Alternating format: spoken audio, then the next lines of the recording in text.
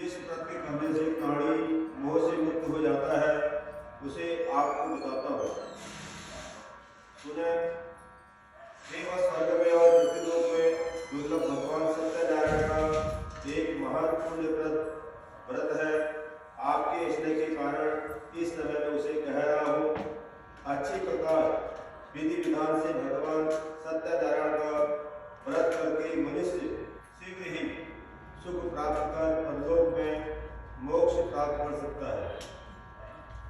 भगवान की ऐसी वाणी सुनकर नारद मुनि ने कहा, नारद जी बोले कि प्रभु, इस व्रत को करने का क्या फल है, इसका विधान क्या है, इस व्रत को किसने किया है और कब इसे करना चाहिए, यह सब विस्तार पूर्वक बताइए।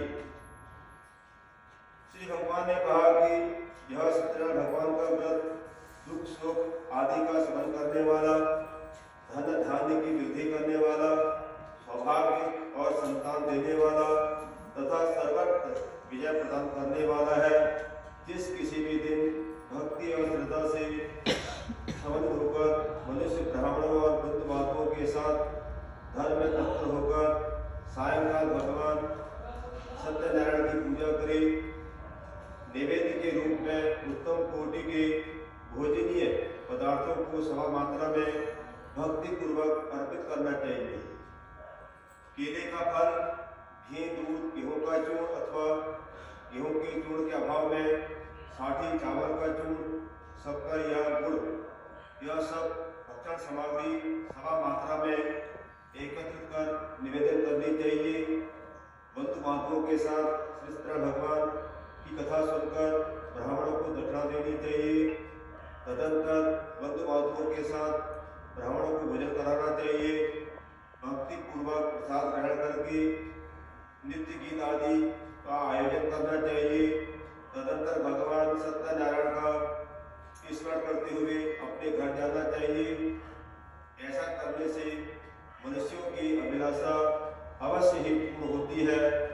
विशेष रूप से कलयुग में पृथ्वी लोक में यह सबसे छोटा सा उपाय है। बोले लक्ष्मीनारायण भगवान की जय। श्री सूची बोले कि हे दियो, अब मैं पुनः पूर्व काल में जिसने इस सत्यनारायण व्रत को किया था उसे भली भांति विस्तार पूर्वक कहूंगा। रमणीय काशी नामक नगर में कोई अत्यंत निर्धन ब्राह्मण रहता था। भूख और प्यास से व्याकुल होकर वह प्रतिदिन पृथ्वी पर भटकता रहता था। ब्राह्मण प्रिय भगवान ने उस दुखी ब्राह्मण को देखकर वृद्ध ब्राह्मण का रूप धारण करके उस दिन से आदर पूर्वक पूछा कि हे व्यक्ति, प्रतिदिन अत्यंत दुखी होकर तुम किस लिए पृथ्वी पर भ्रमण करते रहते हो? हे दिन श्रेष्ठ, यह सब बताओ, मैं सुनना चाहता हूँ। ब्राह्मण बोला कि प्रभु, मैं अत्यंत दृढ़ ब्राह्मण हूँ और भिक्षा के लिए ही पृथ्वी पर घुमा करता हूँ। यदि मेरी इस दरिद्रता को दूर करने का आप कुछ उपाय जानते हो तो कृपया पूर्वक बताइए। वृद्ध ब्राह्मण ने कहा कि हे ब्राह्मण देव, सत्यनारायण भगवान विष्णु अभीष्ट फल को देने वाले हैं। हे विप्र, तुम उनका उत्तम व्रत एवं पूजन करो, जिसे करने से मनुष्य सभी दुखों से मुक्त हो जाता है। और व्रत के विधान को भी ब्राह्मण से यत्न पूर्वक कहकर वृद्ध ब्राह्मण को धारी भगवान सत्यनारायण वहीं पर अंतर्ध्यान हो गए।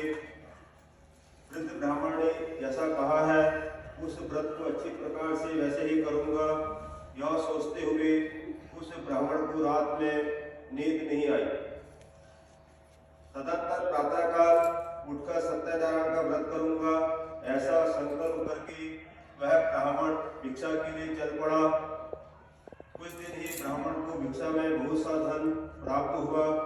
उसी धन से उसने बंधु बांधवों के साथ भगवान सत्यनारायण का व्रत किया।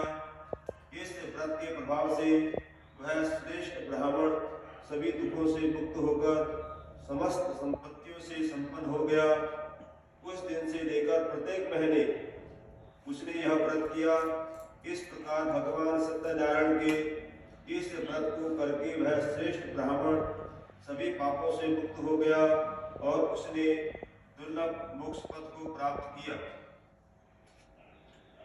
हे विप्र, पृथ्वी पर जब भी कोई मनुष्य श्री सत्यनारायण भगवान के व्रत को करेगा, उसी समय उसके समस्त दुख नष्ट हो जाएंगे। हे प्राप्तो, इस प्रकार भगवान नारायण ने महात्मा नारद जी से जो कुछ कहा, मैंने वह सब आप लोगों से कह दिया है। आगे अब और क्या कहूं? ऋषियों ने कहा कि हे मुनि, इस पृथ्वी पर उस ब्राह्मण से सुने हुए इस व्रत को किसने किया है, हम वह सब सुनना चाहते हैं। उस व्रत पर हमारी श्रद्धा हो रही है। श्री सूची बोले कि मुनियों, पृथ्वी पर जिसने यह व्रत किया उसे आप लोग सुने। एक बार वह द्विज श्रेष्ठ अपनी धन संपत्ति के अनुसार बंधु बांधवों तथा पारिवारिक जनों के साथ व्रत करने के लिए उद्यत हुआ। उसी बीच एक लकड़हारा वहां आया और लकड़ी बाहर रखकर उस ब्राह्मण के घर गया। प्यास से व्याकुल वह उस ब्राह्मण को व्रत करता हुआ देखकर प्रणाम करके उससे बोला कि प्रभु, आप यह क्या कर रहे हैं? इसके करने से किस फल की प्राप्ति होती है? विस्तार पूर्वक मुझसे कहिए। विप्र ने कहा कि यह सत्यनारायण भगवान का व्रत है जो सभी मनोरथों को प्रदान करता है। उसी के प्रभाव से मुझे यह सब महान धन धान्य आदि प्राप्त हुआ है। जल पीकर तथा प्रसाद ग्रहण करके वह नगर को चला गया। सत्यनारायण देव के लिए मन से ऐसा सोचने लगा कि आज लकड़ी बेचने से जो धन प्राप्त होगा, उसी धन से भगवान सत्यनारायण का श्रेष्ठ व्रत करूंगा। इस प्रकार मन से चिंतन करता हुआ लकड़ी को मस्तक पर रखकर उस सुंदर नगर में गया जहाँ धन संपन्न लोग रहते थे। उस दिन उसने लकड़ी का दुगना मूल्य प्राप्त किया। तदंतर प्रसन्न हृदय होकर वह पके हुए केले का फल, शक्कर, घी, दूध और गेहूं का चूर्ण समा मात्रा में लेकर अपने घर गया। तत्पश्चात उसने अपने बंधु बांधवों को बुलाकर विधि विधान से भगवान श्री सत्यनारायण का व्रत किया। उस व्रत के प्रभाव से वह धन पुत्र से संपन्न हो गया और इस लोक में अनेक सुखों का उपभोग कर अंत में सत्यपुर वैकुंठ लोक को चला गया। पूरी लक्ष्मीनारायण भगवान की जय। श्री सूची बोले कि हे श्रेष्ठ मुनियों, अब मैं पुनः आगे कथा कहूंगा, आप लोग सुने। प्राचीन काल में लोकामुख नाम का एक राजा था। वह जितेंद्रिय, सत्यवादी तथा अत्यंत बुद्धिमान था। वह विद्वान राजा प्रतिदिन देवालय में जाता और ब्राह्मणों को धन देकर संतुष्ट करता था। कमल के समान मुख वाली उसकी धर्मपत्नी शील विनय एवं सौंदर्य आदि गुणों से संपन्न तथा पतिपरायण थी। राजा एक दिन अपनी धर्मपत्नी के साथ भातशिला नदी के तट पर श्री सत्यनारायण भगवान का व्रत कर रहा था। उसी समय व्यापार के लिए अनेक प्रकार की पुष्कल धनराशि से संपन्न एक साधु पंडित वहां आया। भातशिला नदी के तट पर नाव को स्थापित कर वह राजा से के समीप गया और राजा को उस व्रत में दीक्षा देकर विनय पूर्वक पूछने लगा। साधु ने कहा कि राजन, आप भक्ति चित्त से यह क्या कर रहे हैं? कृपया ऐसा बताइए, इस समय मैं सुनना चाहता हूँ। राजा बोले कि हे साधु, पुत्र आदि की प्राप्ति की कामना से अपने बंधु बांधवों के साथ मैं अतुल संपन्न भगवान विष्णु का व्रत एवं पूजन कर रहा हूँ। राजा की बात सुनकर साधु ने आदर पूर्वक कहा कि राजन, इस विषय में आप मुझे सब कुछ विस्तार से बताइए। आपकी कथानुसार ही मैं इस व्रत एवं पूजन करूंगा। मुझे भी संतति नहीं है, इससे अवश्य ही संतति प्राप्त होगी। ऐसा विचार कर वह व्यापार से निवृत्त हो आनंद पूर्वक अपने घर आया। उसने अपनी भार्या से संतति प्रदान करने वाले इस सत्य व्रत को विस्तार पूर्वक बताया तथा जब मुझे संतति की प्राप्ति होगी तब मैं इस व्रत को करूंगा। इस प्रकार उस साधु ने अपनी भार्या लीलावती से कहा। एक दिन उसकी लीलावती नाम की सती साध्वी भार्या पति के साथ आनंद चित्त से ऋतुकालीन धर्माचरण प्रवृत्त हुई और भगवान श्री सत्यनारायण की कृपा से उसकी वह भार्या गर्भिणी हुई। 10वें महीने में उससे कन्या रत्न की उत्पत्ति हुई और वह शुक्ल पक्ष के चंद्रमा की भांति दिन प्रतिदिन बढ़ने लगी। उस कन्या का कलावती नाम रखा गया। इसके बाद एक दिन लीलावती ने अपने स्वामी से मधुर वाणी में कहा कि आप पूर्व में संकल्पित श्री सत्यनारायण भगवान के व्रत को क्यों नहीं कर रहे हैं? साधु बोला, प्रिय, इसके विवाह के समय व्रत करूंगा। इस प्रकार अपनी पत्नी को भलीभांति आश्वस्त कर वह व्यापार करने के लिए नगर की ओर चला गया। इधर कन्या कलावती पिता के घर में बढ़ने लगी। तदंतर धर्मज्ञ साधु ने नगर में सखियों के साथ क्रीड़ा करती हुई कन्या को विवाह योग्य देखकर आपस में मंत्रणा करके कन्या के विवाह के लिए श्रेष्ठ वर का अभिषेक करो, ऐसा दूध से कहकर शीघ्र ही उसे भेज दिया। उसकी आज्ञा प्राप्त करके दूध कांचन नामक नगर में गया और वहां से एक बड़े का पुत्र ले आया। उस साधु ने उस बड़े के पुत्र को सुंदर और गुणों से संपन्न देखकर अपनी जाति के लोगों तथा बंधु बांधवों के साथ संतुष्ट चित्त से वो विधि विधान से बड़े पुत्र के हाथ में कन्या का दान कर दिया। उस समय वह साधु बड़े दुर्भाग्यवश भगवान का वह उत्तम व्रत करना भूल गया। पूर्व संकल्प के अनुसार विवाह के समय में व्रत न करने के कारण भगवान उस पर रुष्ट हो गए। कुछ समय के पश्चात अपने व्यापार कर्म में कुशल वह साधु बड़े काल की प्रेरणा से अपने दामाद के साथ व्यापार करने के लिए समुद्र के समीप स्थित रत्नसारपुर नामक सुंदर नगर में गया और अपने श्री संपन्न दामाद के साथ वहां व्यापार करने लगा। तदंतर वे दोनों राजा चंद्रकेतु के रमणीय उस नगर में गए। उस समय भगवान श्री सत्यनारायण ने उसे भ्रष्ट प्रतिज्ञ देखकर इसे दारुण कठिन और महान दुख प्राप्त होगा यह श्राप दे दिया। एक दिन एक चोर राजा चंद्रकेतु के धन को चुराकर वहीं आया जहां दोनों बड़े स्थित थे। वह अपने पीछे दौड़ते हुए दूतों को देखकर भयभीत चित्त से धन वहीं छोड़कर शीघ्र ही छिप गया। इसके बाद राजा के दूत वहां आ गए जहां वह साधु बड़े था। वहां राजा के धन को देखकर वे दूत उन दोनों बड़े पुत्रों को बात कर ले आए और हर्षपूर्वक दौड़ते हुए राजा से बोले कि प्रभु, हम दो चोर पकड़कर लाए हैं, इन्हें देखकर आप आज्ञा दें। राजा की आज्ञा से दोनों शीघ्र ही दृढ़ता पूर्वक बात कर बिना विचार किए ही महान कारागार में डाल दिए गए। भगवान सत्य की माया से किसी ने उन दोनों की बात नहीं सुनी और राजा चंद्रकेतु ने उन दोनों का भी धन ले लिया। उन भगवान के श्राप से वृद्ध के घर में उसकी भार्या भी अत्यंत दुखी हो गई और उनके घर में सारा का सारा जो धन था वह चोरों ने चुरा लिया। वह लीलावती शारीरिक तथा मानसिक पीड़ाओं से युक्त, भूख और प्यास से दुखी हो अन्न की चिंता से दर दर भटकने लगी। कलावती कन्या भी भोजन के लिए इधर उधर प्रतिदिन घूमने लगी। एक दिन क्षुधा से पीड़ित हो वह कलावती ब्राह्मण के घर गई। वहां जाकर उसने श्री सत्यनारायण भगवान के व्रत पूजन को देखा। वहां बैठकर उसने कथा सुनी और वरदान मांगा। तदंतर प्रसाद ग्रहण करके वह कुछ रात होने पर घर गई। माता लीलावती ने कलावती कन्या से प्रेम पूर्वक पूछा कि पुत्री, रात में तू कहाँ रुक गई थी? तुम्हारे मन में क्या है?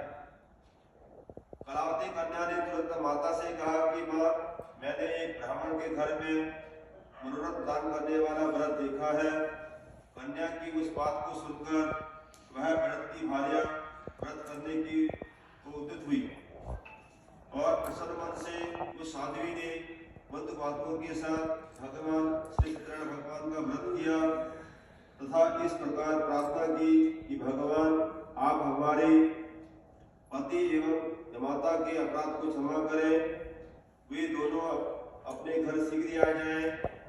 इस व्रत से भगवान सत्यनारायण पुनः संतुष्ट हो गए तथा उन्होंने निर्वश्रेष्ठ चित्रकेतु को स्वप्न दिखाया और स्वप्न में कहा कि निर्वश्रेष्ठ, प्रातःकाल दोनों बड़ियों को छोड़ दो और वह सारा धन भी दे दो जो तुमने मुझसे इस समय ले लिया है, अन्यथा राज्य, धन एवं पुत्रों सहित तुम्हारा सर्वनाश कर दूंगा।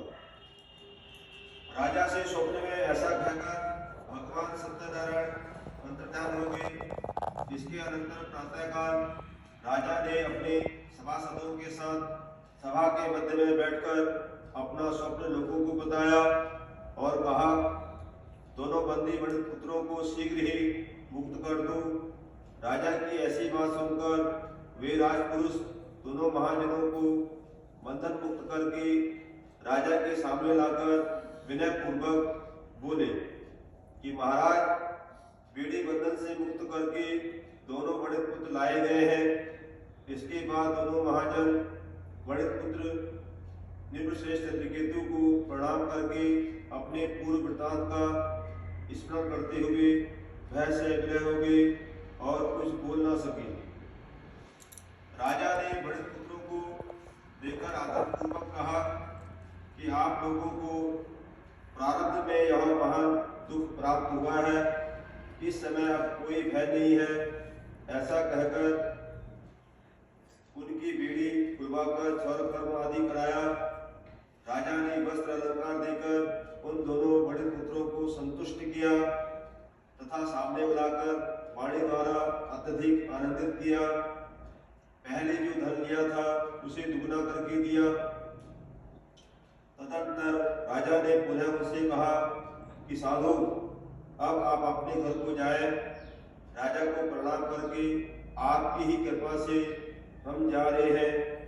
ऐसा कहकर उन दोनों महावैश्यों ने अपने घर की ओर प्रस्थान किया। बोली लक्ष्मीनारायण भगवान की जय। श्री सूत जी बोले कि साधु बड़े मंगलाचरण कर और ब्राह्मणों को धन देकर अपने नगर के लिए चल पड़ा। साधु के कुछ दूर जाने पर भगवान सत्यनारायण की उसकी सत्यता की परीक्षा के विषय में जिज्ञासा हुई कि साधु, तुम्हारे नाव में क्या भरा है? तब धन के मद में चूर दोनों महाजनों ने अवहेलना पूर्वक हंसते हुए कहा कि दंडिन, क्यों पूछ रहे हो? क्या कुछ द्रव्य लेने की इच्छा है? हमारे नाव में तो लता और पत्ते आदि भरे हैं। ऐसी निठुर वाणी सुनकर तुम्हारी बात सत्य हो जाए, ऐसा कहकर दंडी सन्यासी का रूप धारण किए हुए भगवान कुछ दूर जाकर समुद्र के समीप बैठ गए। दंडी के चले जाने पर नित्य क्रिया करने के पश्चात उतराए हुए जल में ऊपर की ओर उठी हुई नौका को देखकर साधु बड़े अत्यंत आश्चर्य पड़ गया और नाव में लता और पत्ते आदि देखकर मूर्छित हो पृथ्वी पर गिर पड़ा।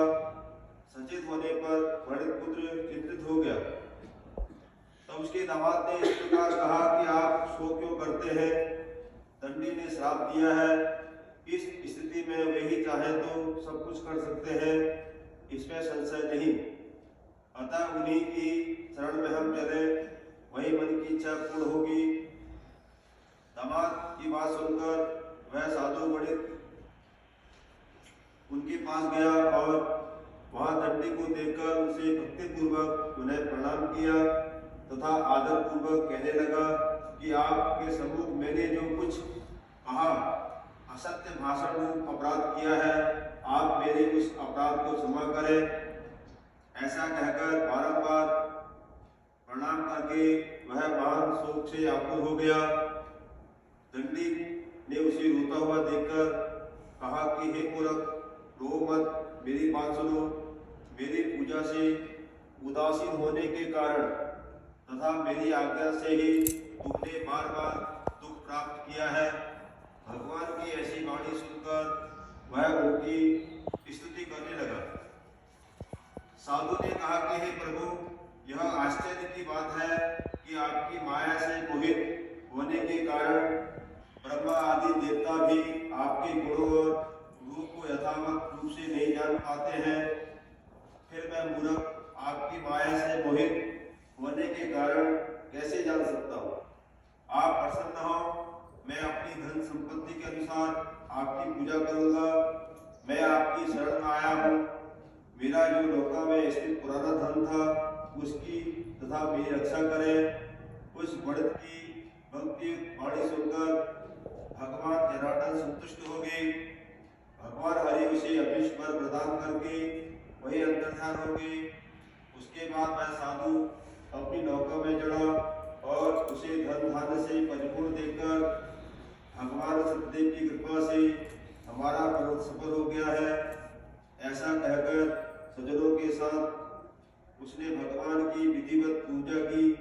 भगवान श्री सत्यनारायण की कृपा से वह आनंद से परिपूर्ण हो गया और नाव को यत्न पूर्वक संभालकर उसने अपने देश के लिए प्रस्थान किया। साधु पंडित ने अपने दामाद से कहा, वह देखो, मेरी रत्नपुरी नगरी दिखाई दे रही है। इसके बाद उसने अपने धन के रक्षा दूत को अपने आगमन का समाचार देने के लिए अपनी नगरी को भेजा।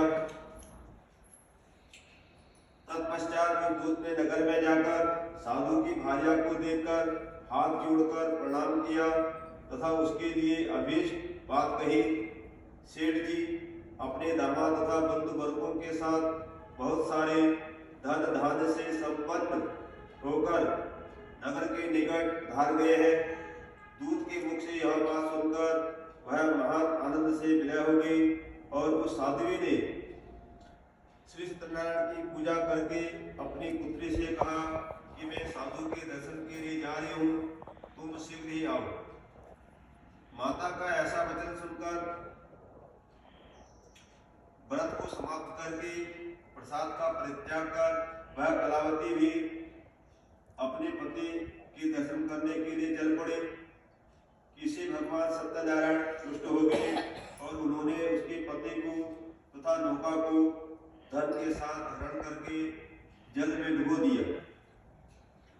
इसके बाद कलावती कन्या अपने पति को न देखकर महान शोक से रुदन करती हुई पृथ्वी पर गिर पड़ी। नाव का अदृश्य तथा कन्या को अत्यंत दुखी देख भयभीत मन से साधु पंडित ने सोचा, यह क्या आश्चर्य हो गया। नाव का संचालन करने वाले भी सभी चिंतित हो गए। तदंतर वह लीलावती भी कन्या को देखकर विलय हो गई और अत्यंत दुख से विलाप करने लगी। अपने पति से इस प्रकार बोली कि अभी अभी नौका के साथ वह दामाद कैसे रक्षित हो गया। न जाने किस देवता की उपेक्षा से वह नौका हर ली गई, अथवा श्री सत्यनारायण भगवान के महात्म्य को कौन जान सकता है। ऐसा कहकर वह सज्जनों के साथ विलाप करने लगी और कलावती कन्या को गोद में लेकर रोने लगी। कलावती कन्या भी अपने पति के नष्ट हो जाने पर दुखी हो गई और पति की पादुका लेकर उनका अनुगमन करने के लिए उसने मन में निश्चय किया। कन्या के इस प्रकार के आचरण को देखकर भार्या से वह धर्मज्ञ साधु बड़े अत्यंत शोक से संतप्त हो गया और सोचने लगा, या तो भगवान सत्यनारायण ने यह दामाद के साथ धन धान्य से भरी हुई इस नौका का अपहरण किया है, अथवा हम सभी भगवान सत्यदेव की माया से मोहित हो गए हैं। अपनी धन शक्ति के अनुसार मैं भगवान सत्यनारायण की पूजा करूंगा। सभी को बुलाकर इस प्रकार कहकर उसने अपने मन की इच्छा प्रकट की और बारंबार भगवान सत्यदेव को दंडवत प्रणाम किया। इससे दिनों के परिपालक भगवान सत्यदेव प्रसन्न हो गए। भक्तवत्सल भगवान ने कृपा पूर्वक कहा कि तुम्हारी कन्या प्रसाद छोड़कर अपने पति को देखने चली आई है। निश्चय ही किसी कारण से इसका पति अदृश्य हो गया है। यदि घर जाकर प्रसाद ग्रहण करके वह पुनः आए तो हे साधु, तुम्हारी पुत्री पति को प्राप्त करेगी, इसमें संशय नहीं। कन्या कलावती भी आकाश मंडल से ऐसी वाणी सुनकर शीघ्र ही घर गई और उसने प्रसाद ग्रहण किया। पुनः आकर सज्जनों तथा अपने पति को देखा। तब कलावती कन्या ने अपने पिता से कहा कि अब तो घर को चले, विलंब क्यों कर रहे हैं। कन्या की यह बात सुनकर वृद्ध पुत्र संतुष्ट हो गया और विधि विधान से भगवान सत्यनारायण का पूजन करके धन तथा बंधु बांधवों के साथ अपने घर गया। तदनंतर पूर्णिमा तथा संक्रांति पर्वों पर भगवान सत्यनारायण का पूजन करते हुए इस लोक में सुख भोगकर अंत में वह सत्यपुर वैकुंठ लोक को चला गया। बोले लक्ष्मीनारायण भगवान की जय। श्री सूत जी बोले कि हे श्रेष्ठ मुनियों, अब इसके बाद मैं दूसरी कथा कहूंगा, आप लोग सुने। अपनी प्रजा का पालन करने में तत्पर तुंगध्वज नाम का एक राजा था। उसने सत्यदेव के प्रसाद का परित्याग करके दुख प्राप्त किया। एक बार वह वन में जाकर और वहां बहुत से पशुओं को मारकर बड़ वृक्ष के नीचे आया। वहां उसने देखा कि गोपगण बंधु बांधवों के साथ संतुष्ट होकर भक्ति पूर्वक भगवान सत्यदेव की पूजा कर रहे हैं।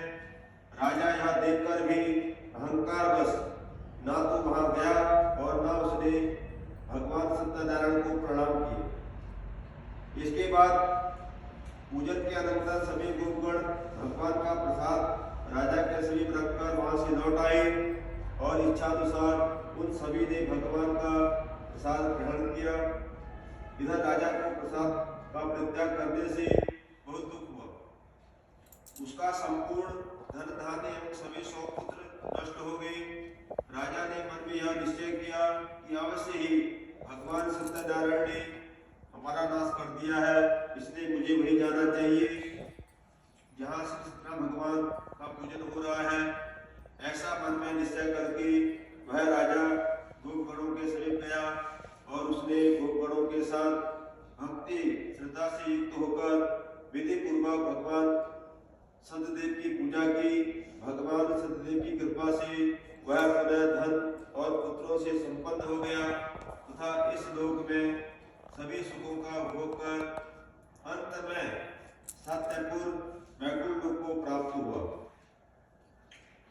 श्री सूत जी कहते हैं कि जो व्यक्ति इस परम दुर्लभ श्री सत्यनारायण भगवान के व्रत को करता है और पूर्णमयी तथा फल प्रदायिनी भगवान की कथा को भक्ति युक्त होकर सुनता है, उसे भगवान सत्यनारायण की कृपा से धन धान्य आदि की प्राप्ति होती है। दरिद्र धनवान हो जाता है, बंधन में पड़ा हुआ बंधन से मुक्त हो जाता है, डरा हुआ व्यक्ति भय से मुक्त हो जाता है। यह सत्य बात है, इसमें संशय नहीं। इस लोक में वह सभी इष्ट फलों का भोग प्राप्त करके अंत में सत्यपुर वैकुंठ लोक को जाता है। हे ब्राह्मणों, इस प्रकार मैंने आप लोगों से भगवान सत्यनारायण के व्रत को कहा। इसे करके मनुष्य सभी दुखों से मुक्त हो जाता है। कलयुग में तो भगवान सत्यदेव की पूजा विशेष फल प्रदान करने वाली है। भगवान विष्णु को ही कुछ लोग काल, कुछ लोग सत्य, कोई ईश और कोई सत्यदेव तथा दूसरे लोग सत्यनारायण नाम से कहेंगे। अनेक रूप धारण करके भगवान सत्यनारायण सभी का व्रत सिद्ध करते हैं। कलयुग में सनातन भगवान विष्णु ही सत्य व्रत रूप धारण करके सभी का मनोरथ पूर्ण करने वाले होंगे। हे श्रेष्ठ मुनियों, जो व्यक्ति नित्य भगवान सत्यनारायण की इस व्रत कथा को पढ़ता है, सुनता है, भगवान सत्यनारायण की कृपा से उसके सभी पाप नष्ट हो जाते हैं। हे मुनीश्वरों, पूर्व काल में जिन लोगों ने भगवान सत्यनारायण का व्रत किया था, उनके अगले जन्म का वृत्तांत कहता हूँ, आप लोग सुने। महान प्रज्ञा संपन्न सत्यानंद नाम के ब्राह्मण सत्यनारायण का व्रत करने के प्रभाव से दूसरे जन्म में सुदामा नामक ब्राह्मण हुआ और उस जन्म में भगवान श्री कृष्ण का ध्यान करके उन्होंने मोक्ष प्राप्त किया। लकड़हारा भिल्ल भूमों का राजा हुआ और अगले जन्म में उसने भगवान श्री राम जी की सेवा करके मोक्ष प्राप्त किया। महाराज उल्कामुख दूसरे जन्म में राजा दशरथ हुए, जिन्होंने श्री रंगनाथ जी की पूजा करके अंत में वैकुंठ प्राप्त किया। इसी प्रकार धार्मिक और सत्यव्रती साधु पिछले जन्म में सत्य व्रत के प्रभाव से दूसरे जन्म में मोधज नाम का राजा हुआ। उसने आरे से चीरकर अपने पुत्र की आदि देह भगवान विष्णु को अर्पित कर मोक्ष प्राप्त किया। महाराज तुंगध्वज जन्मांतर में स्वयं मनु हुए और भगवत संबंधी संपूर्ण कार्यों का अनुष्ठान करके वैकुंठ लोक को प्राप्त हुए। जो गोकर्ण थे वे सब जन्मांतर में ब्रजमंडल में निवास करने वाले गोप हुए और सभी राक्षसों का संहार करके उन्होंने भी भगवान का शाश्वत भाव गोलोक प्राप्त किया। बोले लक्ष्मण भगवान की